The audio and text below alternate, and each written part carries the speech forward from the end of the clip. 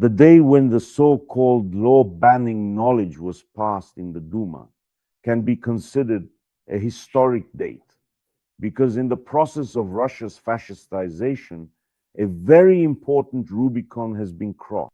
There are many Rubicons. This is not the last, but it is an important one. For the first time, the regime so brazenly and openly explained to the population that citizens are required to be blind and obedient cattle, and any attempt to avoid being turned into cattle is forbidden.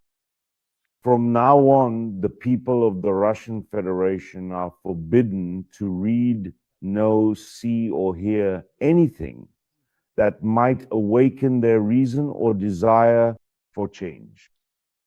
From now on, to put it bluntly, the law obliges every Russian to be a degenerate.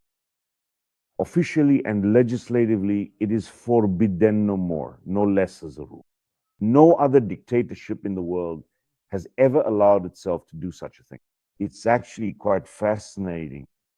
In other words, Russians are forbidden from seeing any anti-Putin, anti-traditionalist, or anti-schizophrenic publications on the internet. And this outward innocence of the law, which you can observe how it's presented under the guise of mere administrative measures and simple finezas, a cunning deception, because it's based on the principle of slowly churning butter, the principle that kittens must be drowned in warm water. That's the eternal principle of the Kremlin. The potential of this ban is enormous, and its metastases will spread into absolutely every area of life.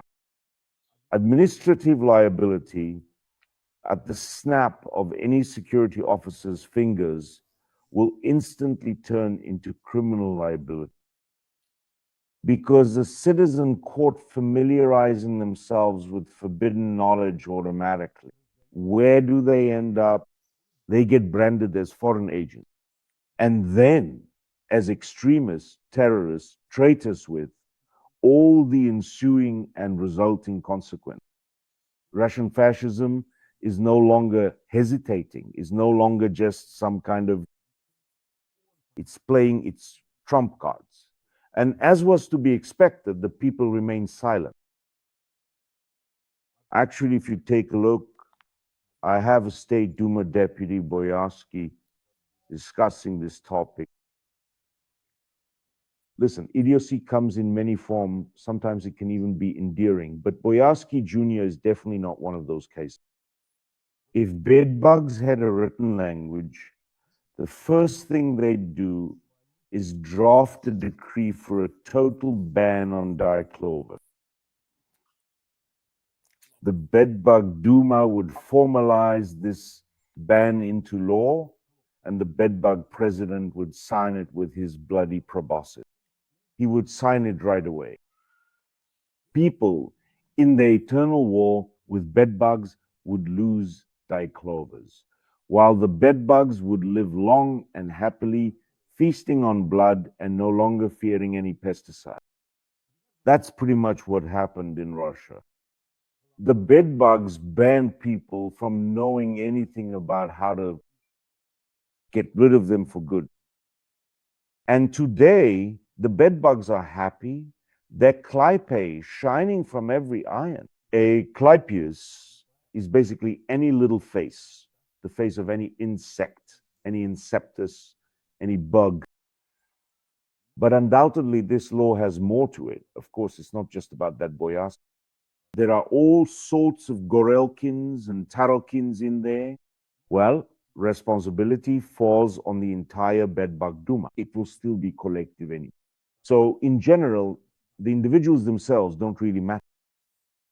Russian deputies feel the fragility of the thread on which both they and the regime are hanging.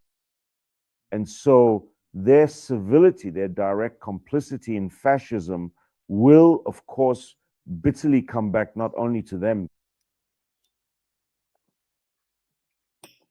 but also to their families, stripping them of everything they've siphoned off, crippling them, and possibly sending them to the lamppost. because the tragedy will be insane. And all these baboons from the State Duma who have taken it upon themselves to tell people how to live, these bed bugs, they are hypnotized right now, perhaps, yes, hypnotized by the Kremlin's delusions and their own fear of losing their status, even if only for a short while. They don't understand that Putin will throw his core of deputies to the wolves when the time comes for him to save his own skin. How is it that the propagandists don't understand this and the oligarchs don't understand it either? No amount of loyalty, no amount of civility will save or help them.